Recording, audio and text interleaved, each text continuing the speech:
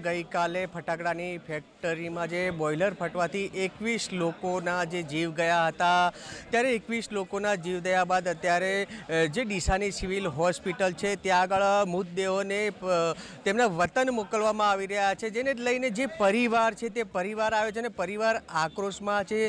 तंत्रए कोईने जाण कर्या विना जे मृतदेहो छे तेमना वतन जे मोकलवा सही કરીને મોકલી દેવામાં આવ્યા, પરંતુ આજે જે વડગામના ધારાસભ્ય છે તે જિગ્નેશ મેવાણી પણ અહીંયા પહોંચી ચૂક્યા છે, સાથે રાષ્ટ્રીય અધ્યક્ષ લાલજી દેસાઈને દાતાના જે ધારાસભ્ય કાંતિ ખરાડી સહિતના જે કોંગ્રેસના નેતાઓ છે તે અહીંયા પહોંચી ચૂક્યા છે। કહી શકાય કે પરિવારને આશ્વાસન આપવાના જે જ્યાર સુધી જે મૃતદેહો છે પરિવારને નહીં સોંપવામાં આવે, બતાવવામાં નહીં આવે ત્યાં સુધી જે કોંગ્રેસના તમામ નેતાઓ છે તે અહીંયા બેસી ગયા છે ને અત્યારે કહી રહ્યા છે કે પરિવારને મૃતદેહો આપવામાં આવે ને કોની સહી કરીને જે મૃતદેહો છે તે પરિવારના વતન મોકલવામાં આવી રહ્યા છે।